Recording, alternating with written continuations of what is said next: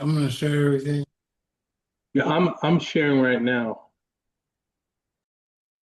Yeah, I can see it.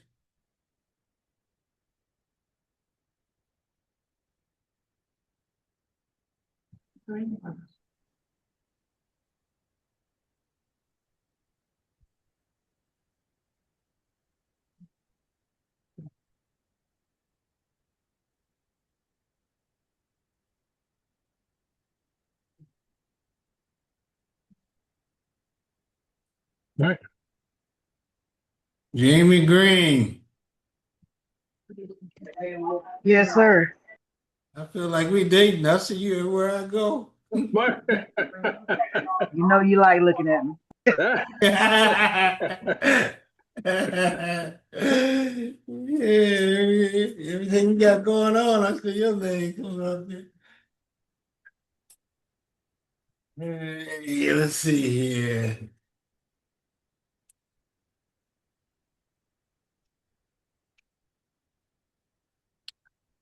Thanks for joining, everyone. We'll give you a few minutes. We're going to see if other people join, and then I'll let them in the room, as they come Thank you, in, boy. and then we can get started. Sounds good.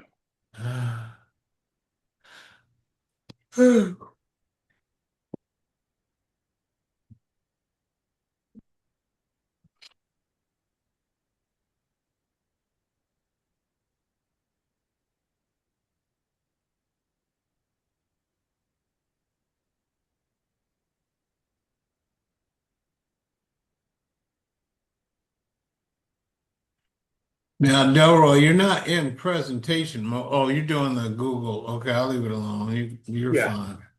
How does this screen look? Can you see it in the background? Size-wise, everything's good, legible? Yeah, if you can do, I don't know how to do presentation mode in Google Docs in don't worry about it. Go to the next Yeah. slide. Yeah, there you go. There you Yeah. go. You're good.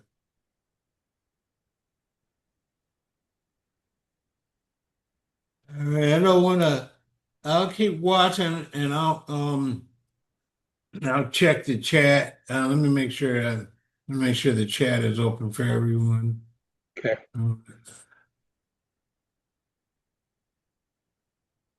Uh,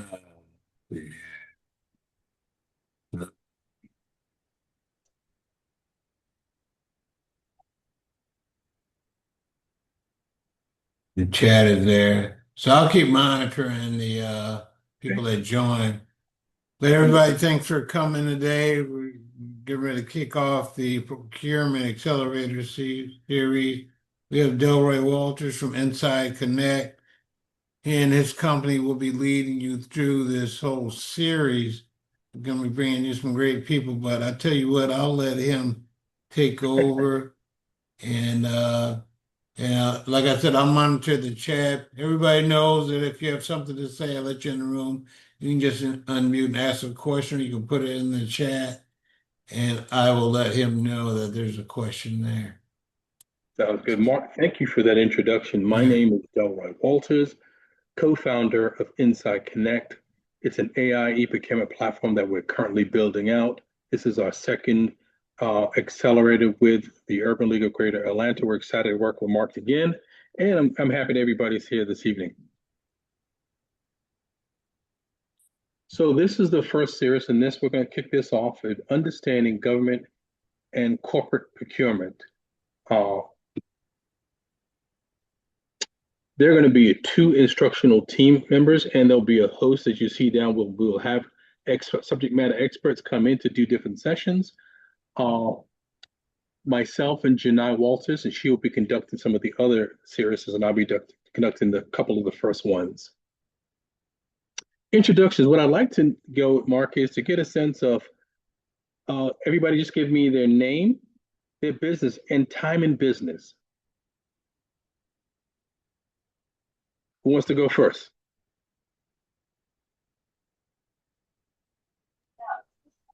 I'll go. Jamie Green, Push Ball Services, 1 year. Thank you, Jimmy. Next.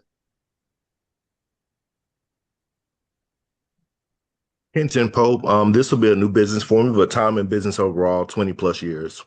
Awesome. Thank you so much, Ken.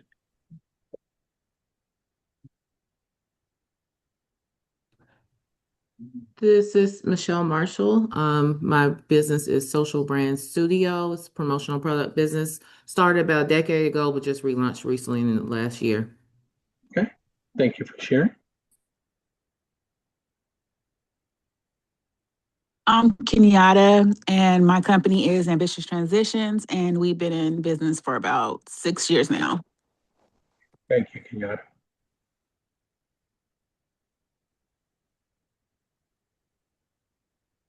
Hello, I am Dr. Watson, Aisha Watson, and I have been in business for about 15 years. Thank you, Dr. Watt.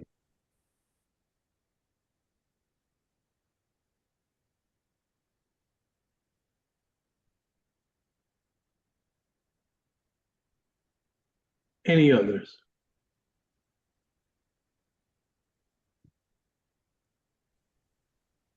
See, Fonda Kelly put hers in the chat. It's Kinley Enterprises, 3 years at Okay. relaunch. It's a relaunch. Thank you. Hi, I'm Seth. My business is Pearson Playbook LLC.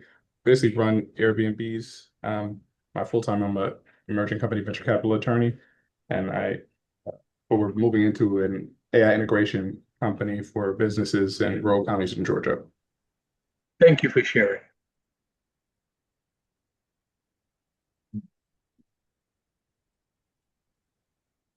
Are there any others, or have we concluded all the participants? Just go ahead. Okay. Well, once again, thank you for coming to this session, and we're going to do it objectives. Here, this is the understanding the public and private procurement. Learn how buyers source suppliers, recognize where small business like yourself fit into the process. So the outcome in the end of this, we hope to gather that you have some key understanding the differential between the two. Get a sense of visibility and compliance and how that really matters, and identify the starting pathways for your small businesses. So what we've developed inside Connect with our core research studying is a contract equity mindset, and that's what we consider to be a new currency for small business growth. The idea is every capable business deserves a fair path to compete, to connect, to grow through contracts. So one of the blaring things we're going to put out right here is that only 1% of 36 million businesses leverage for government contract spend. We did pull in information here in the city, so you get a sense to look at the city right here at a glance. And the city of Atlanta in fiscal year end, did an estimate of 1.1 to 1.3 billion in procurement, tied to the city's operational budget of 2.75. That's a large number. So there are opportunities here in the city. The other block, you get to see the federal overall spend of fiscal year of 2025, and that's a very large number. As you can see, $179 billion with small business and primes that they were able to bid on to grab. Overall, the overall was 5.2 trillion. Over to your right-hand side, I want you to take your phone to scan this QR code. This is going to give us a better sense of your contract readiness, to get a sense of where you're at. And so we want to take a look at where you're at today and what you look like tomorrow. So that if you can take a second or two, can fill out the scan, would be greatly appreciated. Give everybody a minute or two here.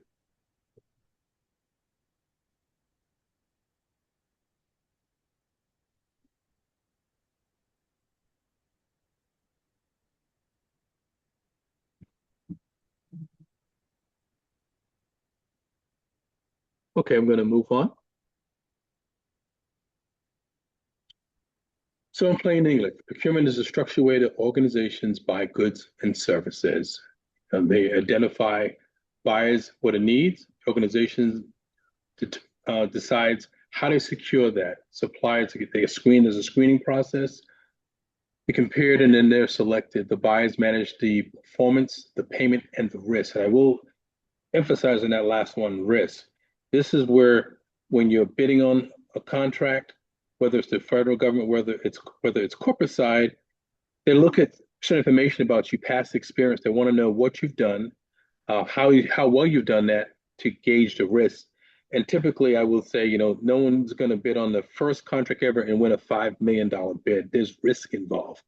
And so for the corporate and the government side, they're going to measure that heavily until you get to a certain level. They feel comfortable because you've built past experience. You've shown them I can handle $5 or greater million worth of contract, and I can successfully deliver upon what I said I can deliver to. So procurement is just not just bidding. There's a whole other side of the equation to that.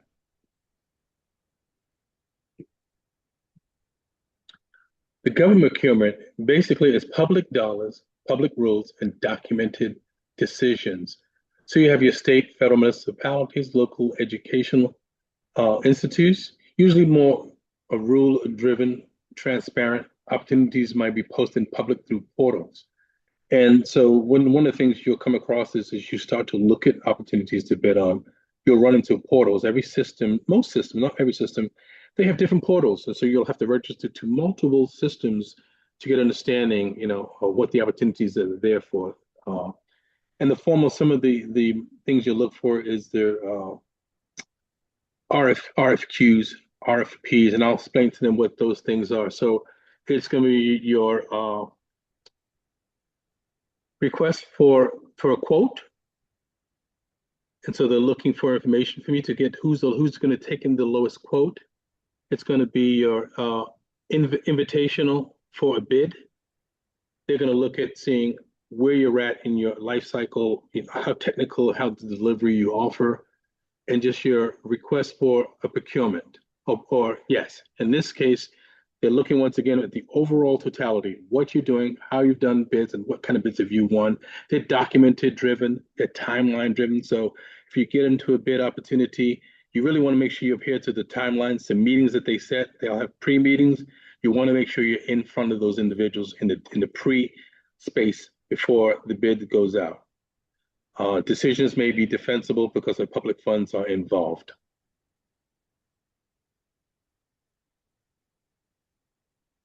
Corporate, it's private. Internal systems, relationship is a plus to fit. Oftentimes in the public side, they want more, it's relationship driven. Who do you know? What relationships have you cured over the time frame that you're dealing with this organization?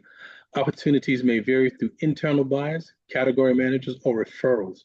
So when you get a chance to meet a procurement officer, that's your chance to build this relationship. If you want to make sure you know who he or she is, what some of the things that they like about you, they'll tell you that, gee, we're looking for this. If you can, as I say, solve for whatever it is they're doing, this is a good time to start building those relationships.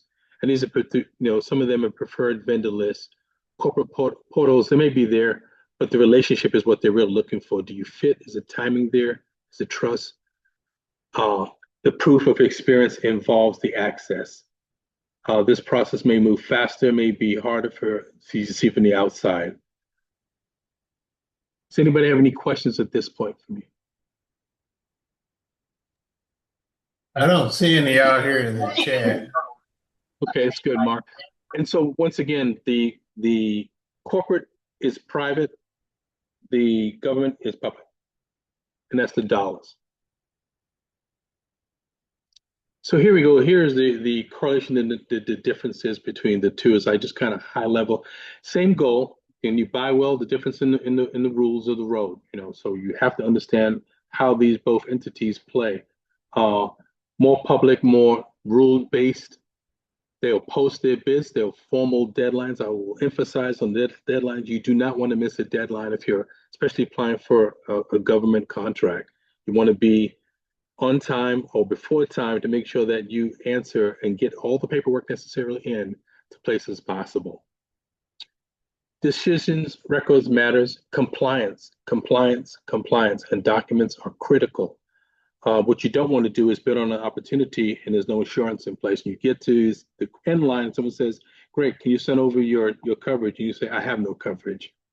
that could be a game stopper for you, or they'll maybe give you just a little bit of reprieve to say, I need this information in 24 hours. So get that information out front. That makes them makes feel better that you're adhering to, but you're paying attention and you're ready to go. You're ready to jump into and win this opportunity. Sometimes the government, it can feel slow. I will say that it's procedural. It can be deadly slow.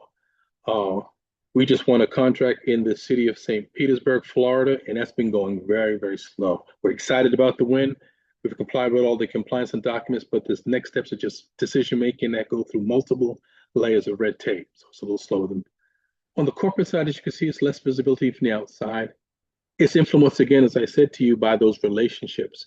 Hey, Delroy, I Yes, do Mark? have a question. Okay. When you said you just got a contract that's moving slow, meaning that moving slow to get started or moving slow to get paid, what do you mean by moving slow? Thank you, Rod. That's a great question. And I would say it's on both fronts. And so we won this contract in December of last year. We're excited. It took a while, Mark, because what happens is we won what's called a sole source award. And what that means is they had to put our bid back out to the public general and say, hey, we have this company that's willing to do this work. Are there anybody else wants to compete with them? That lasts for about 3 months. Nobody came to compete with us. So we are the sole source winners of that contract. It is a repeatable contract, Mark. We're into this contract for the next 5 years. For the next 4 years of that contract, there'll be no bidding, there'll be no competing, but the 5th year, it's open back out to the general public to compete on. The red tape, it has to go through multiple layers. Their attorneys got involved. We had to look at some of the things that we pushed back on that we want to deliver on the platform. And now that we're coming out of that phase, and so we should have an answer really shortly here that I think they want to start in August or September.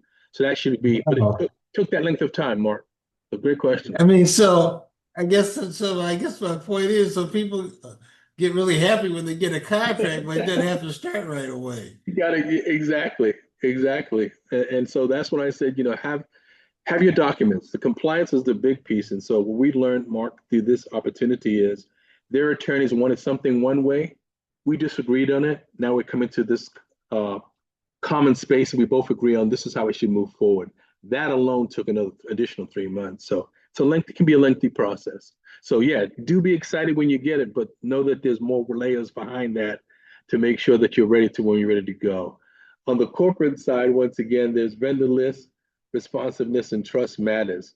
Can you move fast and be hard to access? The corporate side, I'm glad we're dealing this slide because what we're seeing in this industry is the government has really slowed up, particularly for disadvantaged small businesses. And so we're either applying for a lot more bids than we did in the past, or we're not winning bids that we won in the past. And so there has been, when we talk to individuals, we tell them diversify your portfolio. If you're heavily looking strictly at federal bids, try and turn a corner, take a look at some corporate opportunities, because on the corporate level, everyone, there's more controls. When a city puts out an RFP, they're not mandated to go by the federal government's guidelines per se. They have some more wiggle room and play inside of those spaces, so you can still win contracts and not feel like you're running up against a wall. On the government side, it's moving just a little slower as we're seeing it right now. And our hopes is when we think by after next year, things will start to move and open up, be more flexible. Because remember, small business is the engine of America. When small businesses run efficiently, America does a whole lot better. And so that's why we constantly saying that if you see a corporate side, do the corporate bids until the things open up on the government side. And you can do both. You're not entitled to just do one over the other. You surely can do both at the same time. Just make sure you have, the bandwidth and a team to assist you in that process. So procurement within itself, what we're trying to do is make it understandable for you and not intimidating. And what we've seen is a lot of times somebody might get the RFP and say, hey, I've submitted in the bid.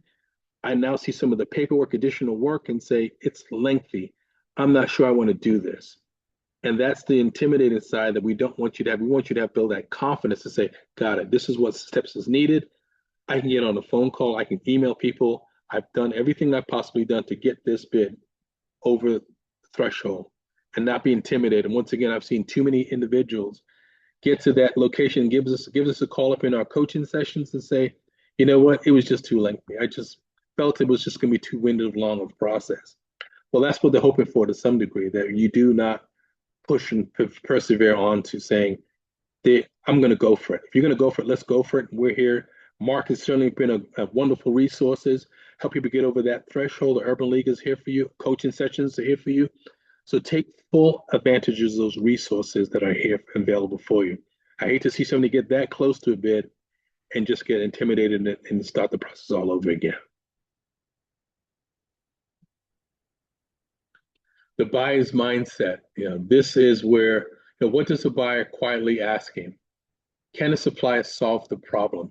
And so, whatever you're working on, when you look at these bids, you're not just bidding on everything you see. That doesn't make sense and doesn't make good use of your time. What you want to do is, does your business solve for this problem? And you want to make sure you validate that, by just not putting in the bid, asking around. My solution fits solely into solving this problem for you. And here's why I am the most qualified individual to do it. And that's why you're bidding on this opportunity. Can you deliver on time within the scope?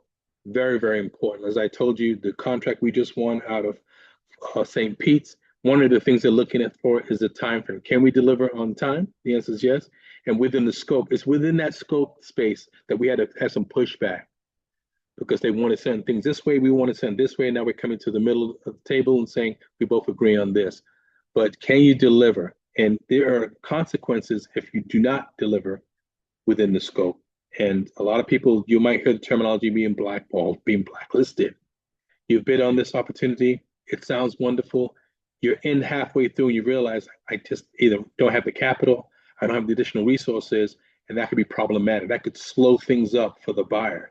One of the things that you have to always gauge in mind, you don't want to slow anything up for the buyer. You want to make sure that they're looking at you, praising you, saying, man, I can't wait to give you the next opportunity that we have. You build that relationship. Sometimes they might say, I'm not going to put this RFP out. I might ping you and say, hey, is something you want to get done? And you will respond, absolutely, we'll move forward on. Are they easy to evaluate and verify? That's another part of the process. That's your roadmap, your visibility, your past performances. Those are all being in question. As they evaluate you, they evaluate you against other bids. So the winner of the bid is the individual that they feel that mitigates the risk, right? That they have come to the table. They don't foresee having a lot of roadblocks. They've verified the company. They've looked at what the sourcing ability is, and they say you win, and you've got the lowest bid in some cases, and you win. So those are the first couple of things that you need to know when you're taking this endeavor, being a supplier. Always have to keep in mind, will they reduce risk or will they create more work? You don't want to create more risk for them. You surely want to create more work for yourselves.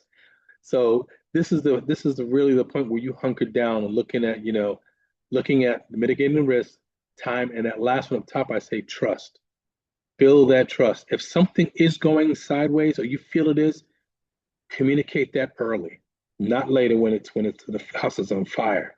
Talk to them saying, here, I foresee this, I can correct this, I might need more time, I might need some resources, but they'll appreciate you giving them the heads up versus the house is on fire, and now what do we do? That's a key understanding that you need to grasp. Do they understand how we buy? And understanding is, are they looking solely for the lowest bid? Some buyers are not necessarily looking for the lowest bid. They're looking for the small business that's going to mitigate that risk factor. And sometimes the low price is not going to mitigate the risk factor, right? They might be middle of the road, but they feel very comfortable with this individual, he or she's business, to say, you know what? They fit all the boxes, and I don't see a risk here, because that, once again, that risk piece, it's a double-edged sword. You don't want to get yourself in a position where somebody has blackballed you for a year or two, and somebody goes, man, they're not ready. Contract ready, and you'll hear the terminology, and you've seen, if you follow LinkedIn, you'll see that become more of a space people are having deep conversations about contract readiness. Contract readiness, so you have things in play that when you do win the bid, you're ready to go. If you're not ready, you'll feel that crunch if someone we awarded that bid and you can't deliver. So that's very, very important for, to have any understanding on. Does anybody have any questions at this particular point?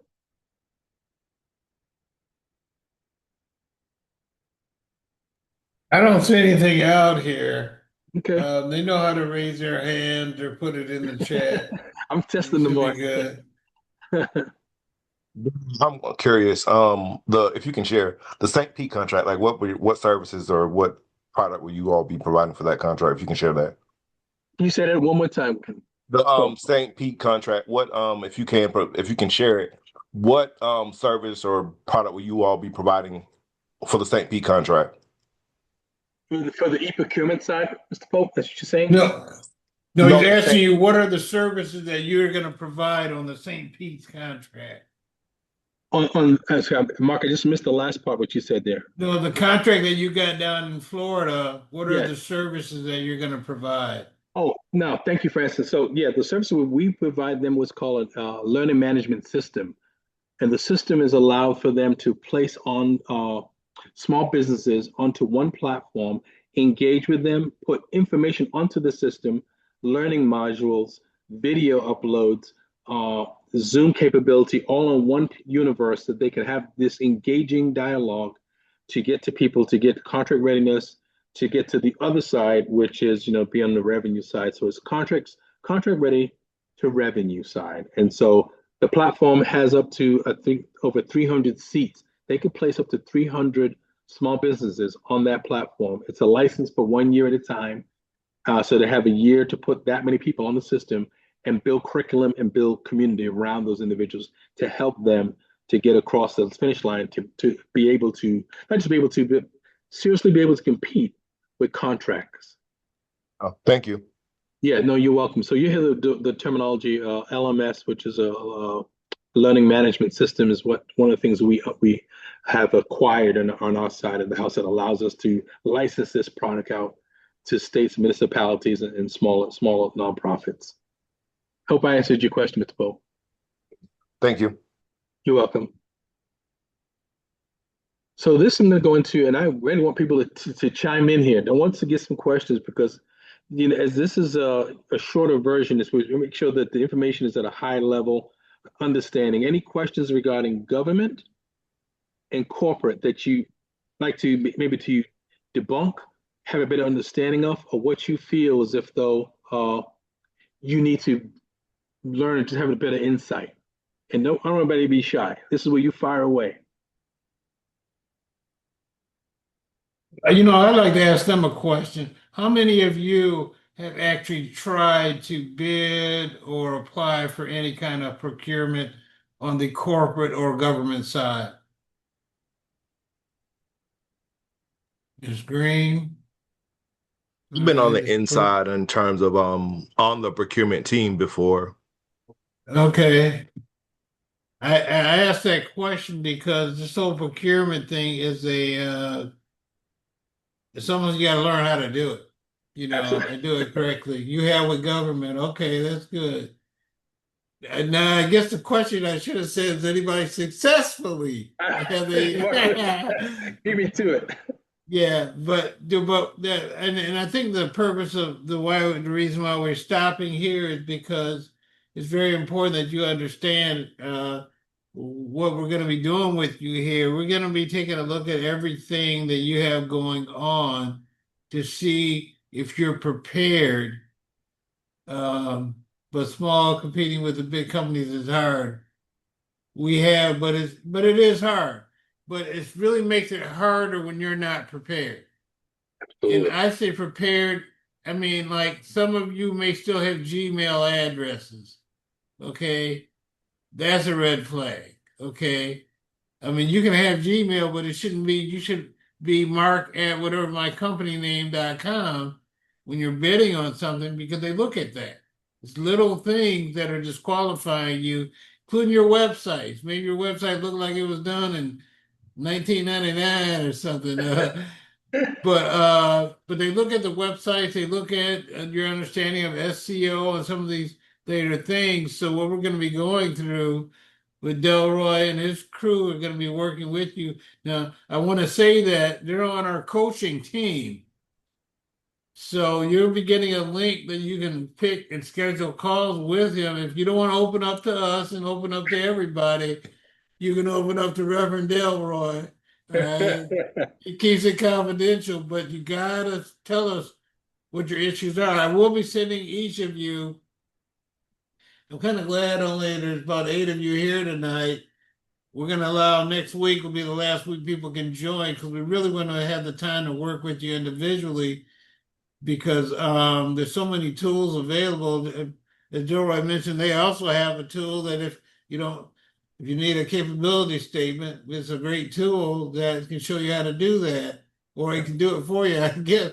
But my point is that most of the time, and I used to grade RFPs for government and corporate, and the reason why I would disqualify people is even before looking at their response, even before I look and see what they're want to charge me, I look at email address, I look at website, sometimes I Google the owner to see if they got anything out there about them, and you can fix all of that. We have our marketing team that can work with you to make sure you're all cleaned up and rebranded and that. But I just think it's important that you understood the differences in the two environments, because getting a contract could be the kiss of death as well.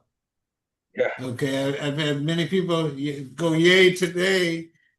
They got a contract, but they understand they got to make payroll every 2 weeks. But the contract pays what? Always 45, 60 days. Government 90 days contract. out. In the Yeah, government, 90? 90 days on the government side. Yeah. Wow. And I just want to say that, and that's some of the policies and procedures is coming out of Washington, D.C. The process is definitely slowing up, but we're seeing an average about 90 days now. And so it's challenging, right? And you have to know that going in, right? I mean, we just did a partnership. We're going to announce it pretty soon, Mark, with a group out of here, Morehouse individual of all people, one of our dear friends, who has a factoring company, and he prides himself in not being predatory. Real reasonable terms, up to 90 days, and you can then advance upon the contract to make sure you can make your payroll in time. Because we want to make sure we're partnering with individuals that are bringing solutions. And that's a solution that's needed to have right now because 90 days might not seem long, but when you have to look at staff and paying them, that's a long. Right. Yeah, you don't want to be placed in that particular environment. Uh, and the other things that we've taken, so we do a lot of research in our end. On average, the supplier spends up to 400 hours per year looking for a contract just to win the first contract. That equates out to about 7.7 hours a week and 33.3 hours a month, just to Wow. win an average of $25,000 to win your first contract. Now, what's not being told to you when you look at that number is there's hidden costs, and that's your cost and time. It's time spending looking at all these websites, tracking down these opportunities. That's an inherent back cost to you, anywhere between $12,000 to $15,000 of your time trying to win that first contract. So when we say Mark is telling you that there are resources here for you to have, I am deploying you take full advantage of these type of opportunities. They don't come too often, and they're resourceful, full, and it can help you with not just get your first contract, but actually to scale and get to the next contract. So this is vital to when Mark said, tell your friends, make sure they register for next because this is where we want you to be. Our whole theory is that in the next 2 years, if you're prepared, ready to win contracts, what's coming around the corner will be for you. And those contracts will be large contracts. They won't be small. They'll be large contracts. And you will be prepared to sit and win those contracts and not being like, oh my God, I should have listened to Mark. He told me to be prepared. I'm not prepared now. My girlfriend just won a $2 million contract. And what was I doing? So this is the time that you lean on the Urban League of Greater Atlanta. Come to these sessions, learn as much as possible because we're companies like ourselves. We're here to help you grow. We want to see you succeed, and that's the name of our game. We want you to have that, as we say, the equity mindset. Like this is part of what you deserve, and you should be going after it. So when we say open up for questions, you should be really firing away because this is a learning session right here. This is what it's about. And we're going to be going on for the next, I think at 8 sessions. They have some panels coming and Yes, people, we do.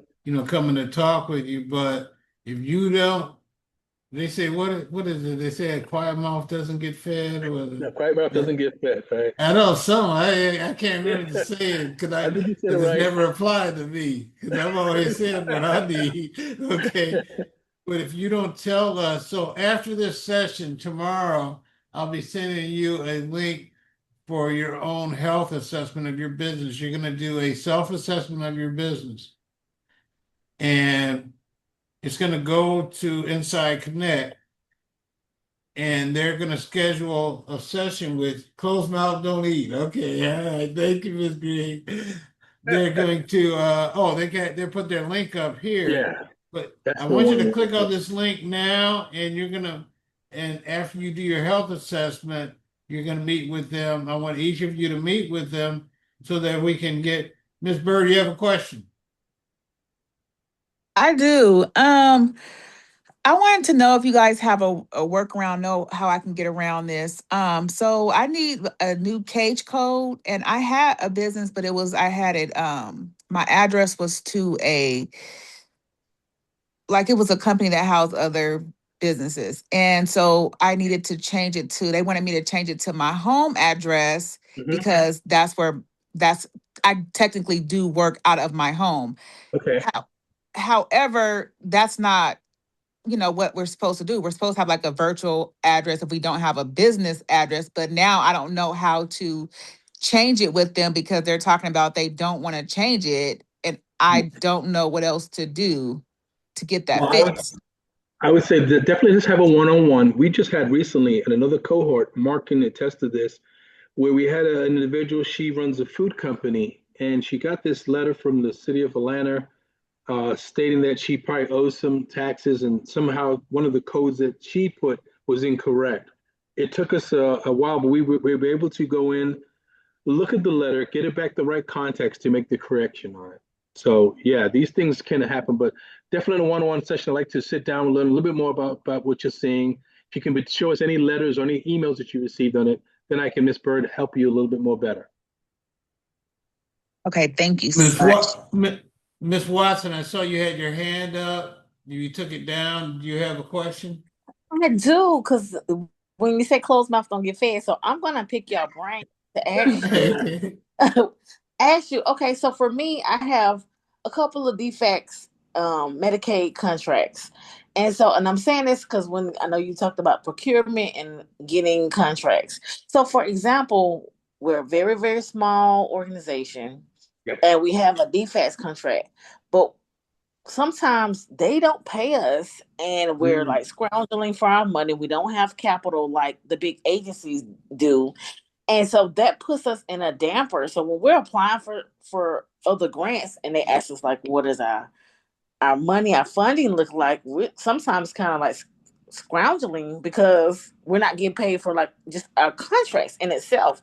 So I guess my question is like, what are some suggestions so that we can get ahead with that because we're small, but for example, Georgia Hope, they're a big organization. They have 500 employees where we have like less than 7, and Right. we don't have that capital. And then when we go to apply for grants and they ask you what your capital and your budget looks like, we don't have it. So I guess Understood. that's my No, biggest area. and thank you for that question. And and me and Mark we were just joking about that. So in the federal government side, 90 days, right? 90 days is a long time to have terms. You want net terms of 30?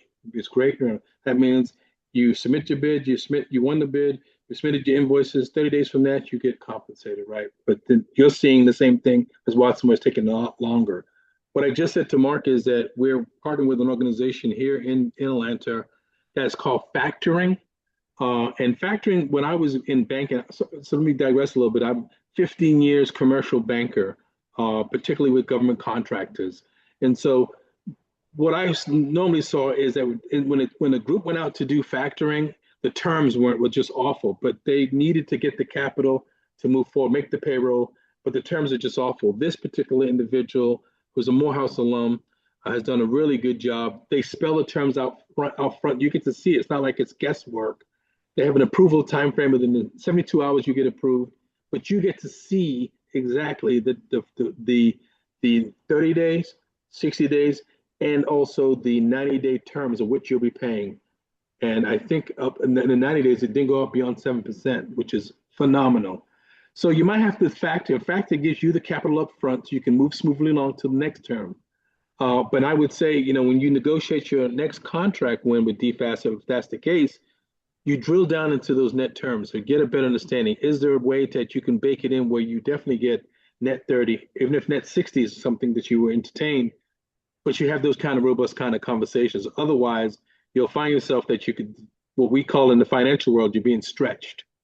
And being stretched is not a fun place to be in. You really want to make sure that you're in a place that you say, you know what, I can guarantee in 60 days that payment comes in. I can pay payroll. I can move forward, and we can keep on going. I can deliver the services on time, and I get to grow. Swats. Do you have any companies names that's good that does the factoring? Yes, in the one-on-one, you register the one-on-one, and I'll get that. Yeah, I'll make yes, a personal. Yeah, I'll make a personal yes. introduction to you, Ms. Watson, to the group. You want me to do you said do an introduction? No, I said. No, schedule a one-on-one session Oh, with okay. him, Okay. and he'll set you up. I'll Okay. set you up with What he's trying to an say introduction. is he Okay. got a guy. He Okay. has a guy. I will be scheduling. Yes, I will. Thank you. Yeah, he He's a has a good guy. guy. He's a real. Yeah, he's a real good guy. He's a Okay. good. And we have more guys too. The thing Right. that you gotta understand is what kind of money do you need? Got it. Okay. Okay. How much do you need and how frequently do you need it? Is it gonna be reoccurring? Things like that. So meet with Mr. Walters so we Yeah. can find out your exact situation. And then, like he said, he got a guy. Yeah, If I he got a don't guy have, for you. if you don't like his guy, I got a guy. Okay. Okay. Okay. Three guys for you. Okay. I will be reaching out. Thank you. No, All thank you, right. and thank you for asking the questions. And so I would encourage the rest of this team here, cohorts, ask the question, fire away. This is Yeah. Tennessee We time, got really. Seth out there has a question. Go ahead, Yeah. Seth. I do. So just from a certifications standpoint, like what certifications from your experience like move the needle for businesses, like from a city versus state versus federal Yeah, no, position? that's a great question, and they differ from corporate to state and local municipalities. You saw the MBEs where you had disadvantaged minority business MBEs, enterprises. There's a slew women-owned business, veterans-owned business certifications, and in the federal side, they would hold a lot of weight. You would be I would consider be bumped up in the bid process. Someone say, hey, he has a designation that he's a veteran, U.S. veteran. We want to make sure we give them the opportunity and the best footings to get this bid. In today's environment, it's a slightly different changing. And so you've heard like firms that have 8A certifications. And there's been this whole structure and movement about, dismantling what does 8A even do? Will it be around, or who's able to be eligible for it? And I'm hoping those talks will fade away. We get back to a place where we look at certifications and say, they're viable. Now, I will say to you, you don't need to have a certification to bid on contracts. I'll be very frank, you don't, right? It just helps you be in a space that you just help yourself a little better by having a certification. Someone says, remember I talked about that risk factor? Certifications bow into this little space a little bit. And someone says, Mark, I see he has his MBE, he's done this, he's got past experience. I'll give him the go. Now, if Mark didn't have that and has no experience, then that risk factor becomes very high again. So we want to mitigate that risk. And so certifications, I would always say, I put out the beginning of the chart here, only 1% of 36 million suppliers, and this is designated by the SBA, have certifications. So that 1% is really the group that's moving the needle. The other sector, 99%, they need to figure out the puzzle. get certified if they can to help them store. That's just to help them. Now, once again, you're not guaranteed a contract if you have or don't have one. But I just want to make sure you understand that having one is really beneficial to you. And so I can't say there's one over the other that's going to guarantee you that look in the contract. Uh, if you're doing and looking at a bid with the Veterans Administration, then if you're a veteran, then that bodes well. That fits into that spot. When we talked about solving the problem, well, if you're already an individual that understands that administration and you're a veteran itself, it definitely helps the storyline to win that opportunity. I hope I answered your question, Seth. No, you did. No, thank you. No, thank you, sir. That helps. So any more? You know, and just kind of follow up with that. To me, the certification is like putting the sugar on it, put a little something on it. Okay. I mean, and I tell you, they used to mean more, but as Delroy said, it does show if you have some of these certifications, that means you've had to go through a paperwork process to get it. Okay. That means your paperwork is in order. And so it depends on the industry you're in a lot of times, which certification. And that's one of those things, once again, you're going to have to meet with Delroy and his team to really shape your business. So there's not a cookie cutter way to say this. It all matters about who you are, the business you're in, and the type of business you're looking to get. You know, sometimes certifications matter if you're going to a prime that has a state contract that does have minority business, necessity, you having your MBE matter. Okay, to a prime that has to have, because maybe they get a city contract and the city is saying you must have 35% minority participation, having that minority business certification helps. But as you move up the ladder, because your president is changing everything, it seems like it's less and less value as we move closer and closer to federal government. It means less and less, but it still can be a nail in a coffin if you do have it.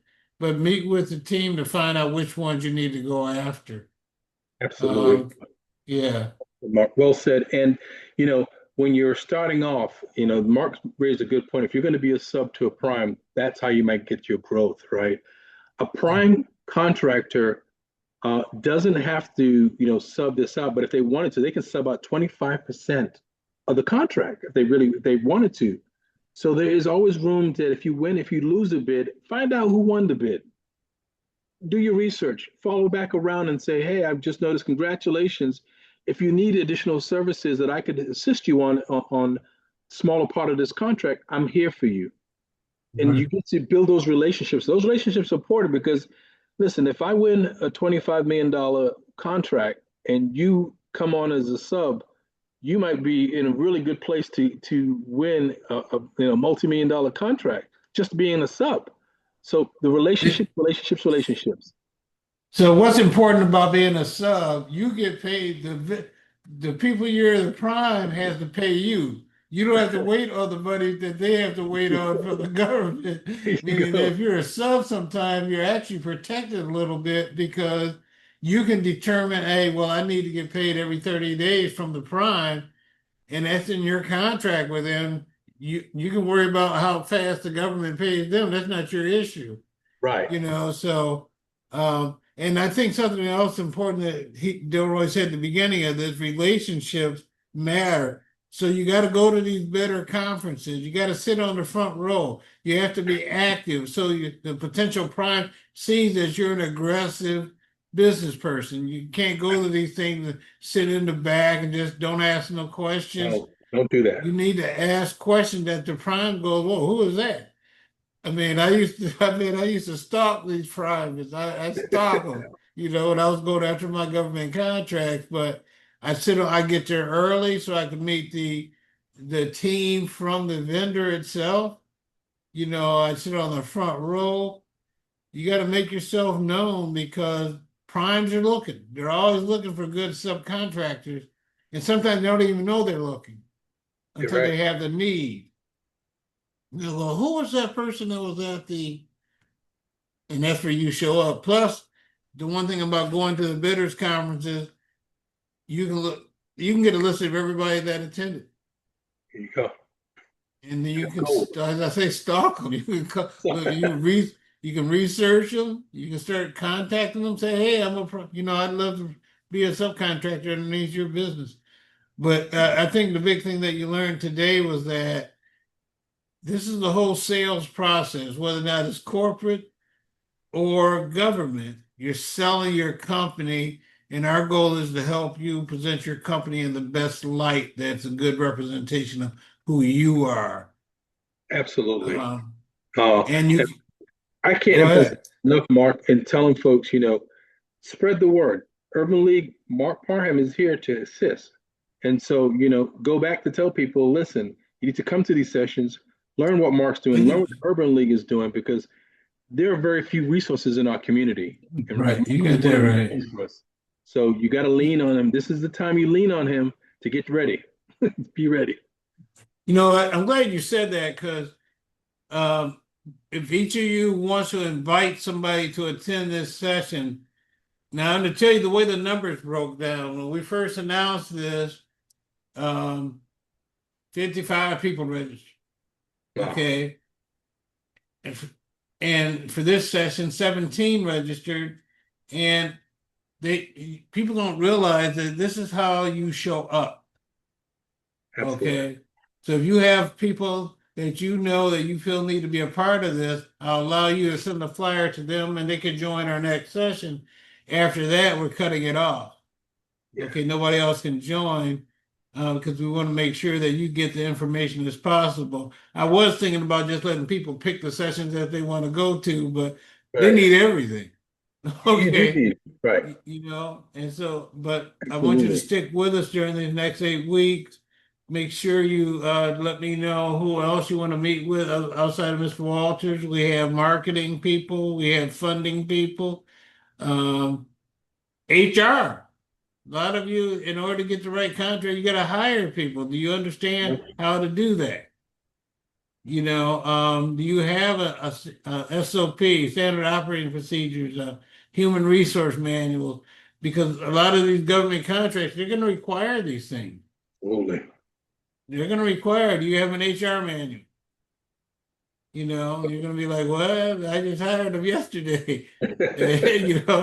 But they're going to ask you for these documents. So you have to understand, do you have insurance? What kind of insurance do you have? Yeah, exactly. I've had contracts in one of my companies where I had key man insurance under corporate contract because they were like, what if something happens to you? Does the business have enough money to finish out this project? That's what they're concerned about their project. Exactly. They may send flowers to my funeral, but they're concerned about their project. That project's got to be completed. Yeah, but the more of these things you have, the better you look. Right. And some of these things are not as expensive as you may think they may be. Some of you may feel, I'm not ready for this, I'm not ready. You'll be surprised how Mark, they can change. you just hit the nail on the head. When someone says to you, I need to make sure your coverage is $1 million coverage, the first thing that comes to mind, I don't got that kind of money. What are we talking about here? But you have to explore further on. And when you talk to a broker, you'll find out it's very affordable. It is not what you think it is in your head. It is very, very affordable. Yeah, it really is, but you don't know what you don't know. You don't know what you don't know. Yeah, and so I will be sending to you in the morning, you'll receive a health assessment. You're also going to receive, I meant to put the evaluation of today's session in the chat, but I'm going to send it in the morning. And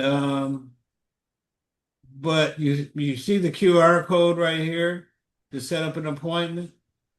It's going to be mandatory that all of you have at least one session. You're not limited to one, but we want to know who you are. So you're going to need to have one session so we can figure out how to help shape you.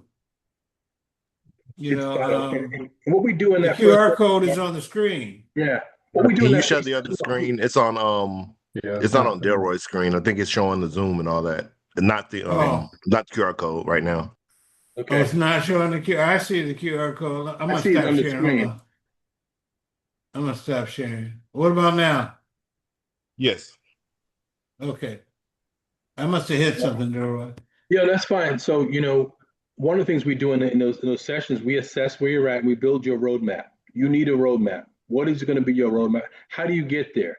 If you said, hey, I'm not going to use a navigating system to get to New York, there's many roads to get to New York. It take you a long time, but if you have that roadmap correctly, you get there in an efficient amount of time. As I said to you before, it's 400 hours a year that a supplier spends looking for that first opportunity to win that bid. It's a long time. You know what I think is important, Delroy, that you said how to get there. The question is, where do you want to go? Where do you No, want your business to grow? Do you want it to be international? Do you want it to be national? absolutely. Do you want to sell it as a franchise? You have to know what you want to do with your business because that's going to be part of the discussion with your potential client. Absolutely. True. Am I using this person for a short-term engagement or a long-term engagement?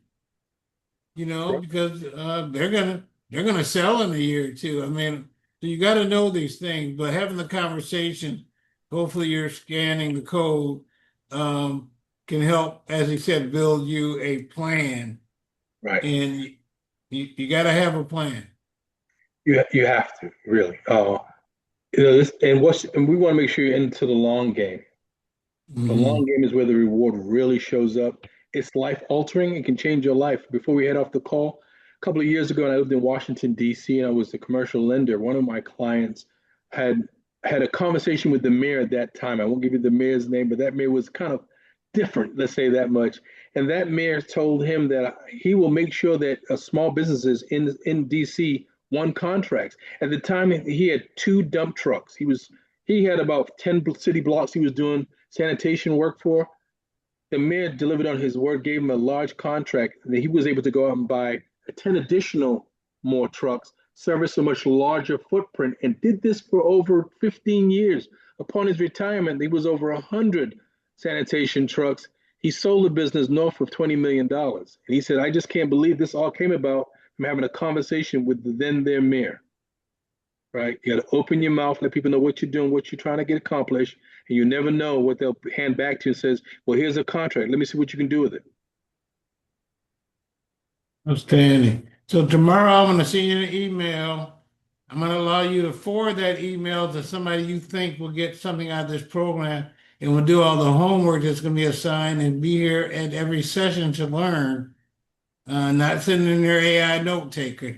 I know some of y'all, I know some of y'all do that, but actually is here Absolutely. to get benefit of the knowledge that's going to be uh, given to you. So if there are no more questions, I think it's Pope, you're still unmuted. Did you have a question? No, I don't. Thank you. Okay, all right.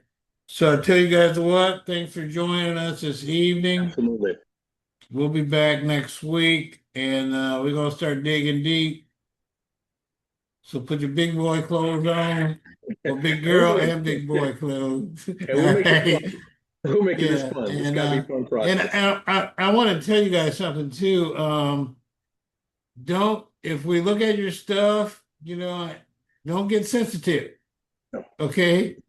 We're just trying to help you look better. So don't take anything we may say to you that like, oh, you need to change this or change that. Don't take it personal. We're just trying to make you put you in the best light absolutely. so you can get paid. Absolutely. All right. This has been a great session. I thank everyone for being here tonight. Look forward to seeing you next week. And and if there's any light homework for you, is just go out there, take a look at some of the government contracts in the city, in the state, and corporates. Get a sense of what people are wanting you to bid on, just to get a sense of it. Right. All right, everyone. All right, everyone. Thanks for tonight. And now this session went an hour. There may be some sessions we got. I don't think they'll go over an hour and a half, Right. but they may go longer. So, as I say, get in the game and stay in the game. There you go. So with that said, um, Unless you have anything else, Delroy, you good? No, I'm good, Mark. I thank you for this opportunity and thank you for everybody being here tonight. All right, everyone. Have a good evening. Have a good evening, all. Thank you. Thank you.